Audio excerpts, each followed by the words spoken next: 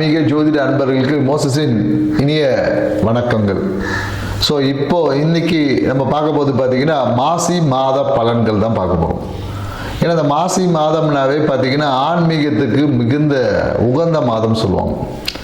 ஏன்னா கடந்த தை மாதம் பார்த்தீங்கன்னா கர்மங்களை நிவர்த்தி செய்யக்கூடிய ஒரு மாதமாக இருந்துக்கும். அதனால தான் தை பிறந்தா வழி பிறக்கும் சொல்லுவாங்க. ஏன்னா தை மாதம் உங்களுடைய அந்த கர்ம காரியங்கள் எல்லாத்தையும் நீங்கள் சீராக்கிட்டீங்கன்னா இந்த மாசி என்பது உங்களுக்கு நிறைய வாழ்க்கைக்கான வளர்ச்சிக்கான வாய்ப்புகளை ஏற்படுத்தி கொடுக்க ஒரு மாதமாக தான் இனி வரக்கூடிய மாதங்கள் இருக்கும் என்பதை தை பிறந்தா வழி பிறக்கும் அப்படின்னு நம்ம முன்னோர்கள் சொல்லியிருக்காங்க. ஸோ இந்த மாசி மாதத்தில் தான் பார்த்தீங்கன்னா நிறைய ஆன்மீக யாத்திரை செய்வது, இல்லை புதிய இந்த மந்திர உபாசனைகள்லாம் பெறுவாங்க இல்லையா, குரு மூலியமாக மந்திர உபாசனை பெறுவது, மேலும் புதிய கலைகளை கற்பது. அன்னைக்கெல்லாம் பார்த்தீங்கன்னா மாசி மாதத்தில் தான் ஏதாவது ஒரு கலையை கற்றுக்கணும் அப்படின்னு வச்சுங்க. கலை மியூசிக்காக இருந்தாலும் சரி, அனைத்து கலை ஆயக்கலை 64 கலைகளையும் கற்கிறதுக்கு புதிதாக கற்றுக்கொள்வதுக்கு உகந்த மாதம் பார்த்தீங்கன்னா இந்த மாசி மாதம் தான். இந்த மாசி மாதத்தில் தான் பார்த்தீங்கன்னா இந்த தீர்த்த நீராடல் அப்படின்னு சொல்லுவாங்க, புனித நீராடல் அப்படின்னு சொல்லுவாங்க. அந்த புண்ணிய தீர்த்த அப்படின்னு சொல்லுவாங்களே, நிறைய கோயில்களில் போனீங்கன்னா இந்த மாசி மாதம் மகம் நட்சத்திரம் வரும்போது பார்த்தீங்கன்னா நிறைய இந்த தீர்த்தவாரி அப்படின்னு சொல்லக்கூடிய நிறைய சிவாலயங்களில் போயிட்டீங்கன்னா அந்த புனித நீராடுதல் இல்லை அந்த தீர்த்தவாரின்னு சொல்லக்கூடிய நிகழ்வுகள் எல்லாமே இந்த மாசி மாதத்தில் நடக்கும். ஸோ இந்த மாசி மாதம் வந்து ஆன்மீகத்திற்கும் நம்மளுடைய வாழ்க்கையை அடுத்த பரிணாமத்துக்கு கொண்டு செல்வதற்கு உகந்த நற்பணிகளை செய்து நம்மளை மேன்மைப்படுத்திக்கக்கூடிய ஒரு சிறப்பான மாதமாக தான் இருக்குது. ஸோ இந்த மாசி மாதத்தில் 12 ராசிக்காரர்களுக்கு இந்த கிரக நகர்வுக்கு ஏற்ற மாதிரி என்னென்ன நற்பலன்கள்லாம் கிடைக்கும், எந்த விஷயத்தில் கொஞ்சம் விழிப்பாக இருக்கணும், எந்த இடத்த சரி பண்ணால் நம்ம வாழ்க்கை இன்னும் அழகாகும் அப்படின்றத நம்ம டீட்டெயிலாக பார்க்க போகிறோம்.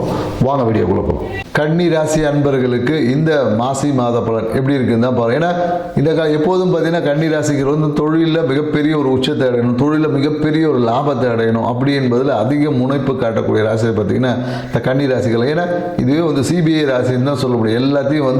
எல்லாத்தையும் பகுத்து ஆராய்ந்து இது சரியா கெட்டதா, இது தப்பா ரைட்டா அப்படி இப்படி ரொம்ப யோசிச்சு செய்து வெற்றி அடைவாங்க. சில பேர் கடைசி வரையும் யோசிச்சுட்டே இருப்பாங்க, அவங்க தான் தோல்வியை சந்திக்கக்கூடிய இருப்பாங்க. அதனால கன்னி ராசிகர்கள் அளவாக யோசிச்சிங்கன்னா உங்களுக்கு அதிர்ஷ்டமான லைஃப் இருக்கும்.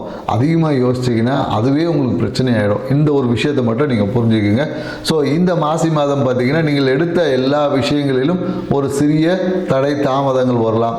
எல்லாத்துக்கும் வந்து அடுத்தவர்களோட உதவியை எதிர்பார்க்கக்கூடிய ஒரு காலகட்டமாக இருக்கும். ஏன்னா இந்த காலகட்டத்தில் நீங்கள் எந்த விஷயம் எடுத்தாலும் சரி, நீங்கள் எடுக்கக்கூடிய முயற்சிகள் எந்த விஷயத்தினாலையும் அடுத்தவர்களோட சப்போர்ட்டை எதிர்பார்க்கக்கூடிய ஒரு காலகட்டமாக இருக்கும். எப்படின்னு பார்த்தீங்கன்னா ஒன்று உங்களை அண்ணனோட எதிர்பார்ப்பை நீங்கள் எதிர்பார்க்கலாம், இல்லைன்னு வச்சுக்கிங்களேன் தந்தையோட விஷயங்கள் கொஞ்சம் எதிர்பார்ப்புகள் இருக்கும். தந்தைகிட்டேருந்து ஏதாவது ஒரு அனுகூலமான விஷயம் கிடைக்குமா அப்படின்னு எதிர்பார்ப்பீங்க. ஸோ இந்த விஷயங்கள் எல்லாமே அடுத்தவர்களும் துணையை கொண்டு தான் சக்ஸஸ் அடையக்கூடிய ஒரு மாதமாக இருக்கிறது அப்படின்னு தான் சொல்லுவோம். ஏன்னா இந்த காலம் நிறைய பேர் என்னக்கா வாகனம் மாற்றம் பண்ணலாம், புதிய வாகனத்தை வாங்கக்கூடிய ஒரு வாய்ப்புகள் ஏற்பட்டிருக்கும்.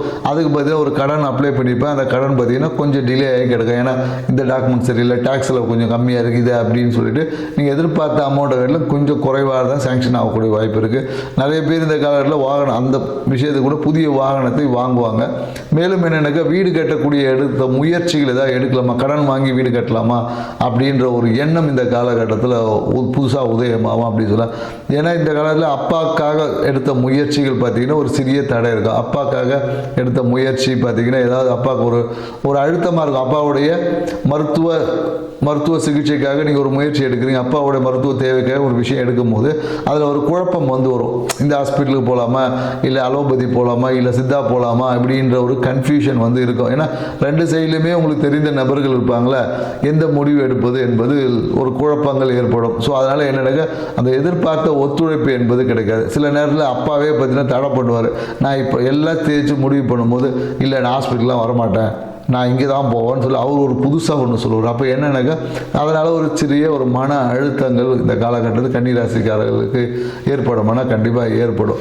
மேலும் என்னென்னாக்கா பொருளாதாரம் சார்ந்த விஷயம் ஒரு கடன் மூலியமாக தேவைகள் என்பது நிறைவேறும்.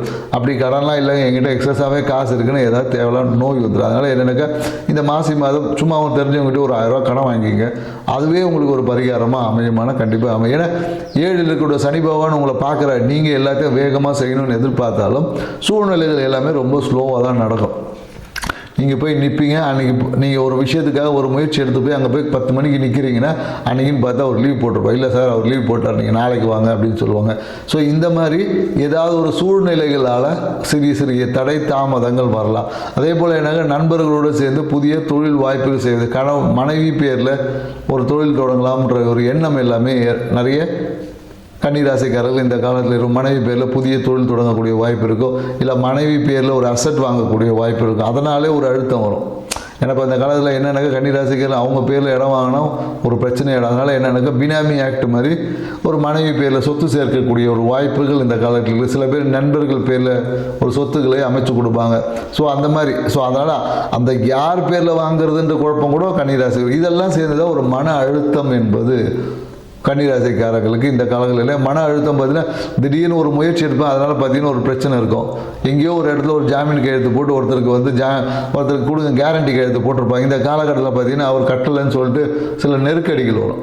ஸோ இந்த மாதிரி திடீர் நெருக்கடிகளும் இந்த காலகட்டத்தில் கன்னிராசி. அதனால் ஒரு மன அழுத்தம் இருக்கும். மனம் பார்த்திங்கன்னா ரொம்ப பரபரப்பாக வேகமாக அப்படி செயல்படும். ஸோ அதனால் என்னென்னாக்கா அதே மாதிரி வாகனத்தில் பயணிக்க போகும்போது பார்த்திங்கன்னா அன்றைக்கி பார்த்திங்கன்னா முக்கியமான வேலைக்கு போகும்போது தான் வண்டி ஒன்று பஞ்சர் ஆகும். ஸோ அப்படின்னு பார்க்கும்போது ஏன்னா அந்த பழைய வண்டி தூக்கி போட்டு புதுசாக ஒன்று வாங்கணும். இந்த மாதிரியான முக்கியமான நிகழ்வுகளால் வாகனத்தால் இல்லை சொத்தால் இந்த மாதிரி ஏதாவது ஒரு பிரச்சனைகளால் கொஞ்சம் மன அழுத்தம் கன்னிராசிக்காரர்களுக்கு இந்த மாதம் ஏற்படுறதுக்கு. ஸோ இது எல்லாமே அடுத்த மாதம் தரும். அதனால் இந்த மாதம் இதற்கான ஏதாவது ஒரு முயற்சி எடுத்தீங்கனாலும் அது உங்களுக்கு பெரிய ஏமாற்றத்தை தரும். அதனால் நீங்கள் என்னென்னாக்கா கொஞ்சம் காலம் கடந்து நீங்கள் எடுத்தீங்கன்னு வச்சுங்க, ஒரு மாதம் 2 மாதம் கழித்து நீங்கள் இதை எடுத்தீங்கன்னா எல்லாமே உங்களுக்கு சாதகமாக அமைவதற்கான வாய்ப்புகள் என்பது தான் இருக்குது. ஸோ ஜாதகம் நம்ம சொல்கிறதே என்னென்னாக்கா நல்ல நேரம் வரும்போது நமக்கு ஃபேவரான நேரத்தில் நாம் செய்யக்கூடிய அனைத்து விஷயங்கள் நமக்கு நன்மை தரும். நமக்கே வீக்காக இருக்கும் போது அந்த டைமில் இப்போ ஒருத்தன் ஜுரம் அடித்து படுத்து கிடக்கிற அந்த டைமில் போய் நான் ஜிம்மு போய் எக்ஸசைஸ் பண்ணணும்னா முடியாது இல்லையா. ஸோ நம்ம ஹெல்த்தியாக இருக்கும் போது ஜிம்மை பண்ணி நம்ம உடம்பை ஏற்றுவது என்பது வேறு. அவங்களே ஹாஸ்பிட்டலைசேஷன் இருக்கிற போய்ட்டு இன்னிலேருந்து நான் ஜிம்முக்கு போகிறேன்னா அங்கேயே எந்திரிக்க முடியாத இருக்கிறவர் எப்படிங்க ஜிம்மில் போய் எக்ஸசைஸ் பண்ணி தன்னை பலப்படுத்திக்க முடியும். ஸோ இதுதான்.